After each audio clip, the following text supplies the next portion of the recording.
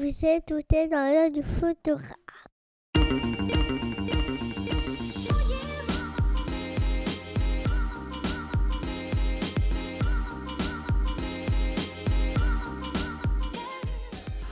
Bienvenue dans cet épisode spécial de Dans l'œil du photographe. Chaque semaine pendant le confinement, on va faire des épisodes pratiques à chaque fois sur un domaine précis avec un invité spécialiste de ce domaine. L'idée, c'est des conseils actionnables à mettre en pratique tout de suite pour repartir très vite du bon pied à la reprise.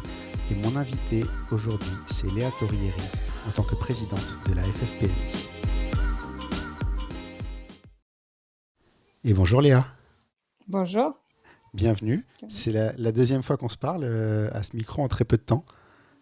Oui. Tu étais ma dernière invitée avant le confinement. Tu es ma dernière invitée avant le déconfinement. C'est ça. C'était pour boucler la boucle. Exactement. On ne s'est pas vu pour la même chose il y a 2 fois. La première fois, on a parlé de toi en tant que photographe. Aujourd'hui, je te reçois en tant que présidente de la FFPMI Île-de-France. Ouais. Et on va parler un petit peu de la situation actuelle puisque tu es en première ligne aujourd'hui de la défense des droits des photographes pendant la crise. Et on va faire un petit point sur la situation. On va voir ensemble quel droit faire valoir pour les photographes qui sont aujourd'hui dans une situation pas facile. Et on va essayer de donner à tout le monde les bons conseils pour se maintenir à la sortie du confinement. Qu'est-ce que tu en penses ? On va essayer. On va essayer. C'est une bonne idée. On va essayer. Est-ce que tu peux déjà nous dire ce que c'est que la FFPMI ? Alors, j'ai pas révisé le sigle. On va essayer de pas se tromper. C'est la Fédération française de la photographie et des métiers de l'image. Donc, c'est une organisation professionnelle et syndicale donc, qui a un statut qui lui permet de défendre le métier de photographe directement auprès des pouvoirs publics et qui a plusieurs missions différentes parce que sa mission syndicale de défense en est une, mais comme on le sait tous, les photographes, on a surtout une passion pour tout ce qui est plus artistique que réglementaire et syndical, on va dire. Donc, l'idée, c'est surtout aussi d'avoir une sorte de famille qui permet de se regrouper, de se rassembler, de s'entraider, de valoriser l'image auprès du plus grand nombre, que ce soit auprès des photographes pour qu'ils vivent bien de leur métier, pour qu'ils soient fiers de faire ce métier et que ce soit auprès du grand public pour qu'ils fassent appel le plus possible aux photographes pour leurs images et pour leurs souvenirs.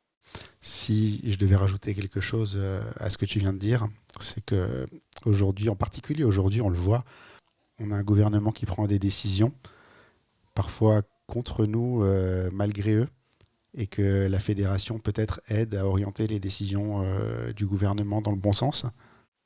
Oui, clairement, en ce moment, c'est quelque chose qui nous occupe beaucoup. Honnêtement, j'ai repris la présidence Île-de-France il y a à peine quelques semaines avant le confinement. Personne ne savait qu'on allait être confinés. Amélie passait au bureau national et donc m'a demandé de reprendre la présidence parce qu'elle allait s'occuper plus du national et du coup de vouloir que quelqu'un reprenne la région Île-de-France. Je ne m'attendais pas du tout à ça au moment où j'ai repris. Et clairement, du coup, ça m'a plongée dedans et je ne connaissais pas tellement en fait, les rouages avant. Pour être honnête, et donc j'ai découvert là pendant la crise.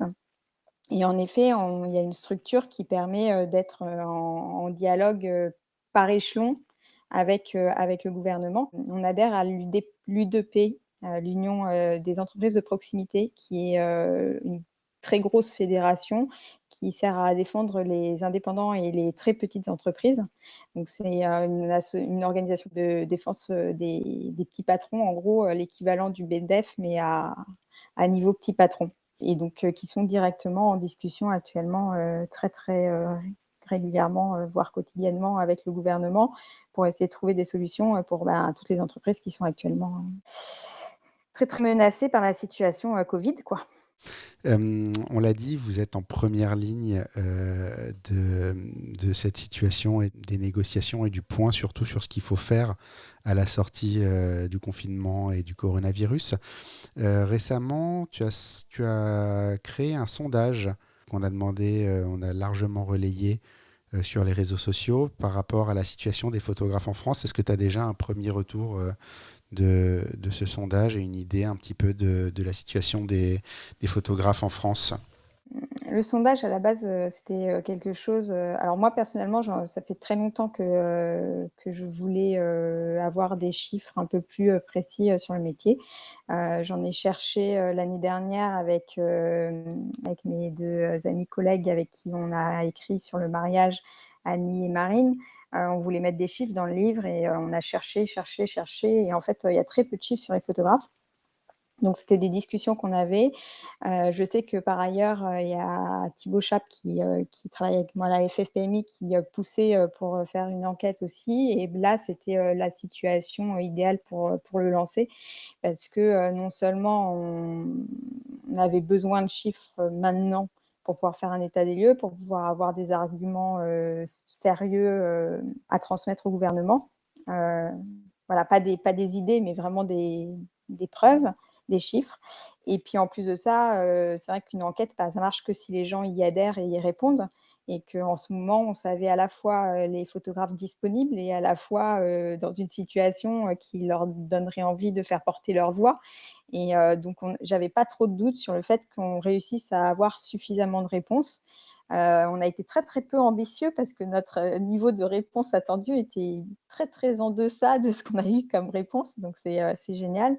Donc, le premier retour, c'est que ben, c'est ça, on avait une bonne vision sur le fait que les photographes attendaient vraiment d'avoir ce genre d'enquête. Ils attendaient de pouvoir à la fois avoir une vision plus claire du secteur, parce que c'est quand même un secteur qui est hyper compliqué en fait, qui a une multiplicité de statuts, de spécialités, de fonctionnement. Enfin, la diversité, elle est extrême. Je pense qu'il n'y a pas beaucoup de métiers qui a autant de diversité. Donc les photographes sont curieux de ça et puis ils sont surtout très, très inquiets de la situation et généralement, on dit que quand un sondage reçoit beaucoup de réponses, c'est proportionnel à l'inquiétude des gens qui répondent.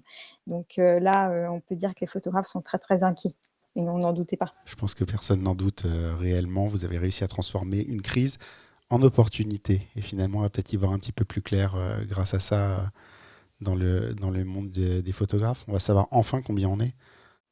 Alors combien on est, non, parce que c'est pas une enquête chiffrée, c'est une enquête en pourcentage, mais le nombre absolu de photographes est de toute façon hyper compliqué à définir parce que entre les inscriptions INSEE et puis la réalité, voilà. Mais par contre, oui, avoir une vision plus claire sur les différentes spécialités, celles qui sont les plus représentées, avoir une vision sur le fait que c'est une activité unique dans beaucoup de cas, alors que les photographes ont souvent l'impression que tout le monde fait ça en photographe du dimanche. Et ça, c'est pas vrai. On voit que c'est une vraie profession. Donc ça, c'est bien parce que c'est justement un message sur lequel on peut s'appuyer auprès du gouvernement. Après, ça reste un métier qui est un peu, enfin, qui est un peu précaire, mais ça, tout le monde le sait, hein. Enfin, en termes de statut, il y a quand même énormément de micro-entreprises. En termes de chiffre d'affaires, on est sur des moyennes de chiffre d'affaires qui sont assez basses.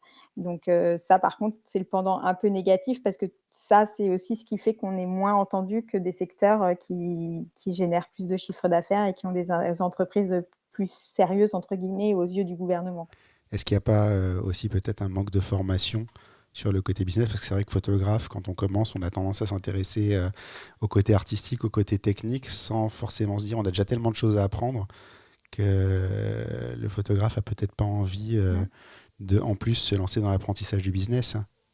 Bah, ça, c'est marrant parce que quand on est très formation comme moi je suis, j'en fais plein, j'adore ça. Donc, je suis dans des milieux où les gens ont tendance à se former. Donc, et quand les gens ont tendance à se former, généralement, ils se forment au business. Je connais plus de gens, enfin, je connais plus de gens qui ont déjà fait des formations business et pas des formations photo que l'inverse. Mais ça reste un microcosme, en fait. On est quand même une niche de photographes qui se forment et après, il y a toute la masse qui se forme pas forcément. Et clairement, quand on voit les réponses aux questionnaires, on s'aperçoit, et puis quand j'en parle là, du coup, je fais aussi toute la communication autour des aides qui sont mises en place par le gouvernement pour soutenir.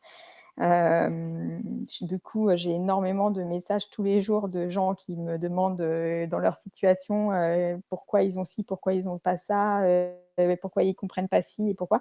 En fait, je m'aperçois qu'en fait, même des gens qui sont dans le métier depuis longtemps, l'aspect entrepreneurial est soit floue, soit pas toujours juste, même sur vraiment des bases de statut et de comptabilité qui devraient être archi sûres, parce qu'on ne peut pas développer une entreprise sur des fondations bancales. Bah, elles sont souvent bancales. C'est un des aspects que j'avais beaucoup apprécié de la FFPMI quand je vous ai découvert, parce que je vous ai découvert il n'y a pas si longtemps que ça. C'était que les réunions sont axées sur des sujets un peu pratiques qu'on n'aborde pas forcément. Notamment la dernière réunion qui était un rendez-vous avec Éric Delamarre sur la fiscalité, où c'est pas forcément des sujets qu'on voit souvent passer, en tout cas individuellement, dans le monde de la photographie, dans le monde des formations photographie. Ça ouvrait un petit peu les yeux, je pense, sur ces problématiques-là, qu'on peut très facilement ignorer quand on est photographe, en se noyant dans le Ouais. travail. C'est typiquement les thématiques qui sont importantes à explorer régulièrement, mais qui ne sont pas sexy. Mm. Donc généralement, si tu as le choix entre aller faire une formation à Barcelone et passer ta journée à écouter des stars te parler de leur voyage au bout du monde, ça te donne un peu plus envie que d'aller t'enfermer dans une formation pendant 3 jours à entendre parler de compta. Malheureusement, il y en a une qui est très utile et qui est du coup pas souvent faite. Et c'est vrai que les formats de la FFPMI, comme ça, les formats de petites formations qui ne sont pas de la formation, en fait, qui sont de l'information, de l'ouverture vers des sujets qui sont importants, ça permet justement d'éveiller cette curiosité. Et puis pour ajouter un truc par rapport à cette journée-là qu'on avait fait à Paris avec Éric Delamarre, ça, c'est des initiatives qui sont locales. Donc, ce que j'ai pas dit tout à l'heure sur la FFPMI, c'est que c'est un regroupement de fédérations régionales. Donc, en fait, chaque fédération a son propre fonctionnement, notamment sur les actions locales de développement, de promotion, de regroupement, de formation. Et après, il y a des actions nationales qui permettent d'avoir une action globale plus forte, notamment auprès du gouvernement. Et c'est vrai que les petites actions comme ça, locales, sont portées du coup beaucoup par les présidents de région qui ont un rôle à la fois de promotion et d'essayer de faire connaître ce réseau, mais aussi de soutien direct des photographes. Et cette action locale est importante pour avoir un contact humain et pour pouvoir soutenir vraiment Les le photographes, réseau les à adhérents, l'ancienne. le réseau. Mm. Alors tu parlais des aides, tu disais que tu étais très très sollicité par rapport aux aides. Est-ce qu'on peut peut-être résumer ici, comme ça les gens arrêteront de t'appeler peut-être sur ce sujet également, les aides, Ouais, sauf que j'ai fait un live dans cet espoir-là en me disant ça n'a une rien fois que j'aurai changé. fait le live, les gens ils auront leur réponse, mais en fait non, pas du tout, j'en ai encore plus derrière. Oh là là. Mais donc ouais, donc le bilan des aides. Globalement, pour faire très court, il y a principalement une aide qui est vraiment utile, c'est l'aide du Fonds de solidarité, auquel tout le monde a droit, maintenant sans aucune limite de statut, à condition d'avoir 50% de baisse de chiffre d'affaires. Ce qui, sur le mois d'avril, concerne quand même la très grande majorité des photographes. Oui, parce que quasiment personne n'a pu travailler réellement. Et puis en plus, du coup, ça, c'était parmi les actions qui ont été liées aux organisations professionnelles dans leur ensemble. Ce n'est pas une action de la FFPMI. Les actions qu'on soutient, c'est des actions qu'on soutient. En gros, on a des réunions de multiples corporations. Donc, par exemple, là, l'U2P, ça couvre autant le secteur de l'alimentaire que le secteur de l'esthétique, que le secteur du bâtiment, etc. Et en fait, il y a un nombre de propositions qui sont faites à chaque réunion. Et en fait, il faut les soutenir. Et c'est le président Grisé, donc le président de l'U2P, qui va aller les soutenir auprès du gouvernement directement. Et dans ces propositions-là, donc qui ont été à chaque fois soutenues à l'unanimité, il y avait le fait que le calcul du fonds de solidarité se fasse sur un lissage annuel et pas sur une comparaison mois par mois. Ce qui, clairement, pour tous les gens qui ont une activité soit saisonnière, soit des rentrées d'argent comme nous, on peut avoir en mariage, où un mois, on va déclarer 3 000 € parce qu'on va avoir un solde, et le mois suivant, on va déclarer 0 parce que c'est juste pas un mois d'encaissement. Ça ne veut rien dire, du coup, de faire une comparaison mois par mois. Les aides dont tu parlais, elles vont se maintenir à la sortie du confinement ou pas? On espère, on essaye. Là, j'allais dire c'est acté. Non, c'est pas acté. C'est annoncé par le gouvernement pour le mois de mai. Donc, c'est annoncé par différents acteurs et ils l'ont dit plusieurs fois. Donc, là, on peut être à peu près sûr que ça sera le cas. Il y a pas encore de décret, mais voilà. A priori, sur le mois de mai, ça serait le mois complet, donc jusqu'au 31 mai, ce qui fait que ce serait probablement les mêmes conditions, que précédemment, mais on n'a pas encore d'indication là-dessus. Après, pour la suite, ils se sont engagés à soutenir les entreprises qui avaient fermé administrativement. C'est-à-dire qu'en gros, tout ce qui est local, professionnel, qui a donc des charges importantes, parce que généralement, il y a un loyer. Il y a dans certaines activités, il y a des fonds commerciaux. En photo, je ne crois pas qu'on ait beaucoup de fonds commerciaux, mais bah, c'est quand même des frais qui sont très importants. Donc ça, ils soutiennent à fond le fait que les entreprises, qui ont un local, professionnel qui accueillait du public et qui a eu l'obligation, de fermer, soient soutenues, plus longtemps, donc puissent bénéficier, d'un fonds de soutien, prolongé et d'une exonération de taxes. Ça a été annoncé aussi, on ne sait pas sous quelle mesure, on ne sait pas, est-ce qu'il y aura des restrictions en termes de secteur, on ne sait pas encore grand-chose en fait sur ça.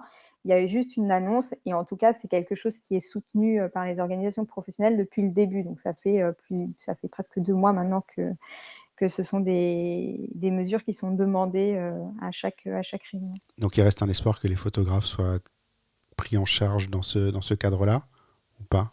Ben, il reste un espoir, parce que s'il y a plus d'espoir, c'est trop triste. Il faut toujours garder de l'espoir. Moi, je suis une optimiste, convaincue, donc bien sûr qu'il y a de l'espoir. Après, c'est compliqué. C'est compliqué parce que, bah, on n'est pas un gros secteur, on n'est pas un secteur qui pèse lourd. On a des secteurs en face de nous qui gueulent plus fort. Le métier de photographe ne veut un peu rien dire aux yeux du gouvernement à l'heure actuelle, parce qu'on ressemble pas à grand chose, parce qu'on est un peu de tout et le fait d'être un peu de tout, bah, ça fait qu'on est un peu de rien. Donc c'est d'où l'intérêt de l'enquête et d'où le fait que là, il va y avoir du taf pour réussir à sortir des arguments concrets sur lesquels on va pouvoir s'appuyer et puis essayer de se faire entendre un peu plus fort. Au-delà de l'État, il me semble que vous aviez proposé des aides à vos membres. Est-ce que tu peux nous en parler? Bah, en fait, il se trouvait qu'on avait des fonds disponibles à la FFPMI. Du coup, le président, Laurent Belay, a proposé de créer un fonds de soutien, pour les adhérents, pour pouvoir être plus réactifs. Parce que clairement, on se doutait que certaines aides allaient arriver à retard et que, bah, quand ça arrive à retard et que tu as pas de trésor de ton côté, ça peut vite être très compliqué, de tenir. Donc du coup, ça a été, proposé et mis en place très, très rapidement. C'est quelque chose qui est assez inédit parce que c'est pas forcément, initialement dans les habitudes d'une organisation professionnelle, mais ça voilà, c'était vraiment, une volonté de soutien humain. C'est l'avantage aussi pour le coup, d'être une petite organisation parce que, c'est vrai que, ben, généralement, tous les présidents de région connaissent leurs adhérents. Il y a un sentiment comme ça d'appartenance à une famille et de pas vouloir laisser les gens dans la merde. Donc voilà, donc c'est un prêt de trésorerie qui a été débloqué, pour plusieurs mois avec à taux zéro, vraiment dans l'idée de permettre aux gens, de pouvoir relancer la machine, à la sortie, heu, à la sortie de crise. Réservé aux adhérents. Donc une bonne raison Réservé aux adhérents, oui. d'adhérer, une bonne Bah, raison d'avoir adhéré, parce qu'il fallait être voilà, adhérent avant une d'avoir certaine date. adhéré, oui. Oui, parce que justement, l'idée, c'était pas de faire une action de com, justement, c'était vraiment de faire une action de soutien, aux adhérents, à ceux qui sont là et notamment ceux qui sont là depuis, très longtemps, qui parfois ont des activités qui sont un peu stagnantes, et qui du coup, sont directement impactées. Vous avez soutenu les gens qui vous ont soutenu. Exactement. Si on parle de demain, aujourd'hui, ben, on va tous sortir de confinement. On va probablement tous se retrouver face à des reports de contrats, des problèmes de trésorerie et de plein de choses. Est-ce que tu as des conseils à donner justement aux photographes, déjà pour commencer sur les reports des contrats et les contrats en eux-mêmes? Est-ce qu'il y a des choses à la FFPMI où vous avez peut-être avancé sur ces sujets-là, où vous avez peut-être des ressources pour les gens qui cherchent des informations? Alors, on n'a pas, nous, directement de ressources, concernant les reports et les annulations de contrats. Il y a eu beaucoup de choses qui ont été faites, en live, notamment par différents juristes ou avocats. Je pense à Joël Verbruge, mais c'est pas la seule, qui ont beaucoup partagé autour de ça. Donc, c'était très intéressant et très, très sympa de leur part de partager autour de ça. Moi, j'avoue que personnellement, je ne m'y suis pas trop intéressée pour 2 raisons. D'une part, parce que dans ma situation personnelle, j'avais pas besoin de me poser trop la question à l'heure actuelle, donc c'était plus facile pour moi. Mais surtout, comme je fais essentiellement du mariage et j'ai peu de clients, j'ai une relation qui est vraiment 100 basée sur l'émotionnel. Le contrat est quelque chose de très, très annexe et très, c'est vraiment histoire de se sécuriser, mais en fait, je fais en sorte que notre relation ne soit jamais contractuelle. Enfin, le poids n'est pas sur le contrat. Donc ce qui fait que, c'est toujours plus facile de gérer en situation de crise parce que les bases ont été faites pour que ça se gère très, très facilement. Moi, j'ai toujours tendance à conseiller aux gens de gérer de manière humaine avant tout et à l'amiable avant tout. Parce qu'à partir du moment où le photographe se place lui-même en, «Je défends mon contrat et mon contrat a dit ça», il donne un message aux mariés ou aux clients. On parle surtout des mariés parce qu'on va dire que les autres contrats, quand même, sont repoussés, c'est moins embêtant. Mais le principal problème à l'heure actuelle, c'est les contrats de mariage qui sont annulés parce que les mariés soit, repoussent à l'année prochaine et sur une date où on n'est pas dispo, soit, annulent, bah, parce qu'ils pensent, ne pas pouvoir ou ne plus avoir les sous pour. Peut-être qu'ils peuvent plus se saquer après 2 mois de confinement ensemble aussi. Et bah, il y en a plein aussi. Il y a plein de photographes qui témoignent de ça, hein, des Ah mariages oui? qui étaient prévus en 2021 et qui sont annulés maintenant parce qu'à cause du confinement. Donc Ouh là, le confinement va faire des ravages. Mais il va faire dans les 2 sens, ça va se rééquilibrer. Il va y avoir, plus de séparation et plus de remise ensemble. Ça va et s'équilibrer, peut-être moi j'en suis peut-être sûre. plus de naissances aussi.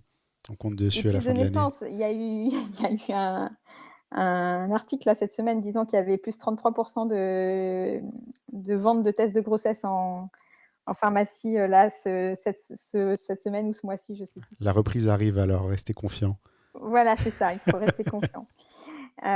Donc voilà, mais sur les contrats, pour moi, c'est ça, c'est le principal message, mais c'est pour le coup à titre personnel et pas du tout, par rapport à la FFPMI, c'est que c'est quelque chose, si soi-même on se protège trop derrière son contrat, on donne le message aux mariés de se protéger eux-mêmes et d'utiliser l'arme contrat contre nous.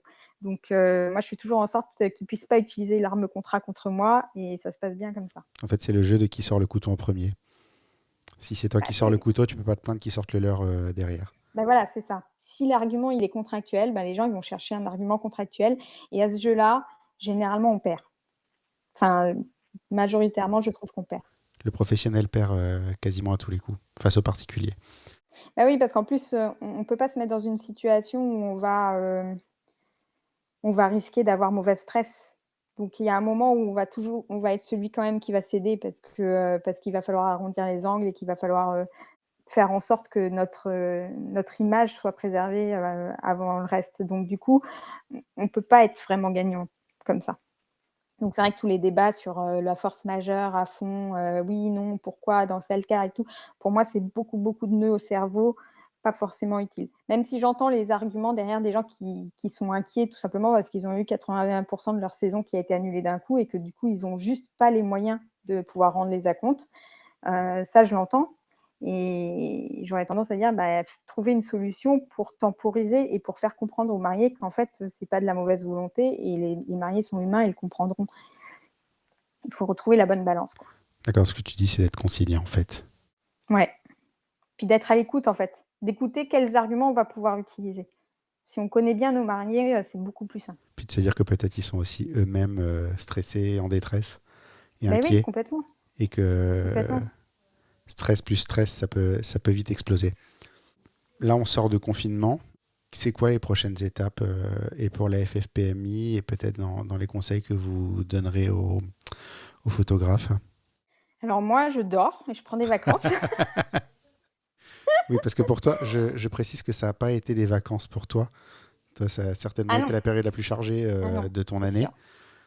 année. Oui, oui, oui, c'est sûr. Là, j'ai pas vu mon confinement, j'ai pas beaucoup vu mon fils, j'ai pas beaucoup vu mon mari, tout le monde m'en veut un peu à la maison, parce que, ouais, il y a eu beaucoup de choses à faire. Non, mais les conseils, ça va être un peu pareil. C'est-à-dire qu'il faut se reconcentrer sur nos clients, parce que c'est nos clients qui nous font vivre et qu'eux, ils sont un peu dans la même période.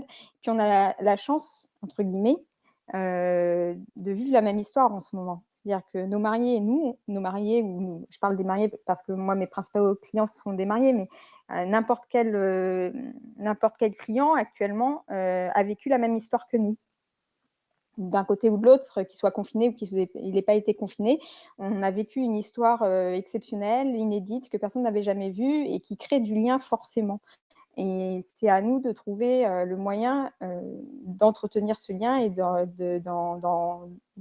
créer de la valeur, hem, créer de la valeur par, justement un attachement particulier, par, la valorisation autour de l'image. On était quand même dans une situation où, on n'a pas vu nos proches, on n'a pas pu, les serrer dans nos bras, on n'a pas pu avoir, des émotions, tactiles. L'image, on sait qu'elle peut transmettre toutes ces émotions-là, donc c'est le moment, je pense que c'est un moment où les photographes peuvent réussir à faire comprendre encore plus aux gens, à quel point, leur métier est utile. Donc relancer la com pour ça, relancer le lien et puis aussi, y croire. Enfin moi mon message est toujours pareil, c'est que si on part, en mode défaitiste, en mode râleur, en mode, «On va pas y arriver», ben, c'est sûr qu'on va pas y arriver, quoi. Trouver du positif, aller le chercher s'il est moins évident, mais en fait il y en a. Il faut aller le trouver, aller le chercher avec le sourire et je suis persuadée que moi l'après-confinement, il va y avoir un effet, alors peut-être pas dans l'immédiat et ça serait préférable que ce soit pas dans l'immédiat d'ailleurs, parce que si les gens, le vivent dans l'immédiat, on va être bon pour repartir en confinement dans pas longtemps. Donc il faut que le déconfinement soit vraiment progressif et que les gens ils gardent conscience que même si on recommence à travailler, même si on recommence à vivre un peu plus librement, en fait, il faut qu'on garde les habitudes de confinement pour limiter la propagation du virus. Ça, c'est vraiment important. Oui, parce que le virus ne disparaît pas parce qu'on sort de confinement, effectivement. Exactement. Si on oublie ça, on sera bon pour repartir. Et puis, alors, pour le coup, si on repart d'un point de vue entrepreneurial pour nos entreprises, ça va être dramatique. Donc il faut vraiment qu'on ait comme ça une notion de progressivité en tête qui reste parce qu'elle est indispensable. Et donc ce sera progressif et c'est vrai que c'est frustrant de se dire que là, ça va pas reprendre à grosse allure dès maintenant et puis alors encore plus pour les photographes, qui font du mariage, qui font de l'événementiel, qui travaillent sur les plages et cetera. Tous ceux qui ont une activité très, très estivale, clairement, c'est un peu le drame en ce moment et c'est hyper frustrant de se dire qu'on va pas avoir l'été qu'on aurait aimé avoir, d'un point de vue professionnel. Mais après, je suis persuadée, ça mettra peut-être, un petit peu de temps, peut-être 3 mois, je ne sais pas combien de temps. Moi, j'espère que d'ici septembre, la situation se sera stabilisée. Je pense qu'après, il va y avoir quand même un effet on a tous envie de revivre, on a tous envie, d'exulter, on a tous envie, d'appeler nos proches, de les voir, de les prendre dans les bras et cetera. Je pense qu'il va y avoir des fêtes, je pense qu'il va y avoir des célébrations, quelles qu'elles soient, des célébrations d'amitié, des célébrations d'amour, quelles que soient les raisons. Je suis persuadée qu'il peut y avoir un pic de mariage après septembre, de mariage organisé en quelques semaines parce que les gens ils vont avoir envie de se marier là, maintenant, tout de suite et de pas attendre, 1 an de plus. Donc il va falloir être très inventif. Si je résume tout ce qu'on s'est dit, moi personnellement, je vous conseillerais tous les auditeurs d'adhérer à la FFPMI. Moi, je l'ai fait parce que on a parlé de ce que ça pouvait vous apporter individuellement, collectivement dans votre métier. On en parlait avant avec Léa, avant de commencer à enregistrer, mais pour vous dire à quel point l'adhésion n'est pas forcément douloureuse, j'avais complètement oublié le montant de l'adhésion, alors que c'était il y a 3 mois, 2 mois et demi. L'adhésion est de 195 € et ça les vaut, c'est important. C'est important que quand le gouvernement se dit qu'est-ce qu'on va faire pour les photographes, ils aient quelqu'un vers qui se tourner pour demander qu'est-ce qu'on C'est peut ça. faire pour les photographes. Et puis on le voit, ça les intéresse. Là, par exemple, dès qu'on a commencé à parler, de l'enquête, donc le président Grisé, du président de l'UDP, tout de suite était, très intéressé pour qu'on lui transmette les résultats et en fait, il ne s'intéresse pas à nous, mais nous, en même temps, on n'allait pas suffisamment les voir donc à partir du moment où on commence à être plus nombreux, on se fera aussi entendre plus vite et plus facilement. Et c'est vrai que représenter les photographes alors qu'on ne sait pas qui ils sont et qu'on représente que peu d'adhérents en termes, enfin, l'organisation syndicale, ça a une structure qui est imposée par la loi. Enfin, c'est quand même un espèce d'une grosse machine de guerre où il faut rentrer dans des cases, voilà. Et la représentativité passe par le nombre d'adhérents. Donc, peu importe les actions qu'on mène, si on n'a pas d'adhérents, on ne sera pas entendu auprès du gouvernement. C'est assez mathématique à ce niveau-là. Même si on arrive quand même à avoir des actions, et notamment grâce au soutien de l'UDP, et que par toutes les petites actions qu'on fait actuellement, on voit à quel point ça porte ses fruits rapidement dès qu'on pousse un petit peu. Mais c'est vrai que ça serait encore plus efficace si on était plus nombreux. Eh ben, ce sera le mot de la fin de cet épisode. Adhérer à la FFPMI ou à une organisation syndicale qui correspond à votre activité, puisque je crois qu'il y en a d'autres. Mais en tout cas, Ouais. adhérez, faites-vous entendre, faites respecter votre travail, vos droits et tout ce qui va avec. Et je mettrai tous les liens dans les notes d'épisode pour adhérer. Je les mettrai même au tout début, avant l'introduction. Comme ça, vous les trouverez facilement. C'est très important de le faire. Si je peux juste rajouter une petite chose, de ce que tu as dit, c'est vrai qu'en effet, c'est toute, enfin, quelle que soit l'organisation, professionnelle, c'est le fait, de se fédérer. En fait, c'est le fait de se rassembler parce que le métier de photographe est multiple et en fait, on disparaît aux yeux du gouvernement, notamment parce qu'on rentre dans aucune case, parce qu'on est dans une multiplicité de cases. Et si on arrive à se fédérer, on devient un groupe, on a une identité, on devient un métier et en fait, si on veut que notre métier il soit reconnu et respecté, ben, on n'a pas d'autre solution. Donc, adhérez. Tous les liens dans les notes d'épisode. Merci beaucoup, Léa. Ben, merci à toi. Et bon courage, bonne reprise. J'espère que enfin, bonne reprise, bon sommeil du coup.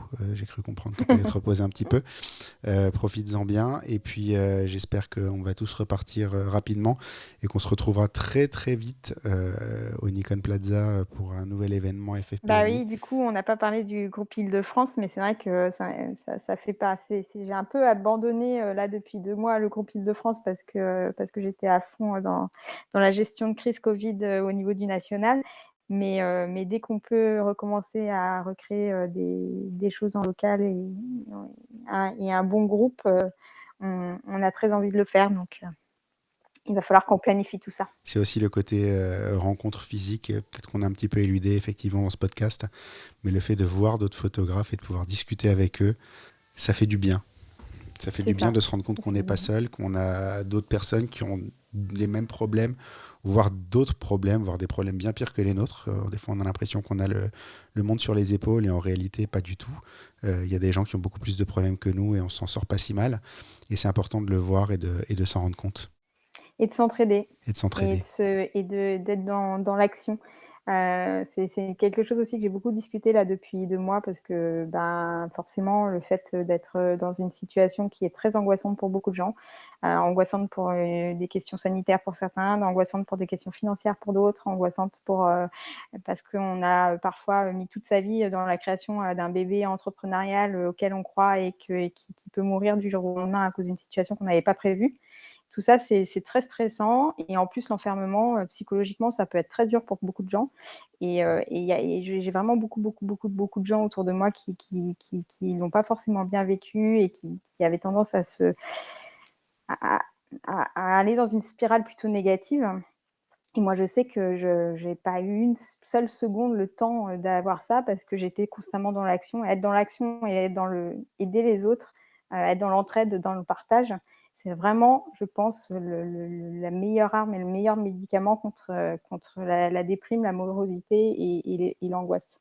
Donc, les rencontres ensemble, c'est primordial. Eh ben, écoute, je suis impatient d'être à la prochaine. Et ben, moi Prochaine aussi. rencontre, elle arrive bientôt. Et pareil, je la relayerai sur les pages internet, Facebook, site web de Dans l'œil du photographe pour vous inciter le plus possible à venir et à adhérer à la FFPMI. C'est important. Je suis ravi de l'avoir fait. Merci beaucoup, Léa. Ben, merci à toi. À très À la bientôt. prochaine. À la prochaine. On se revoit dans quoi? Dans 2 mois pour un nouvel épisode. On a C'est pris un ça. bon rythme là. À Avec bientôt. plaisir. Merci. Salut.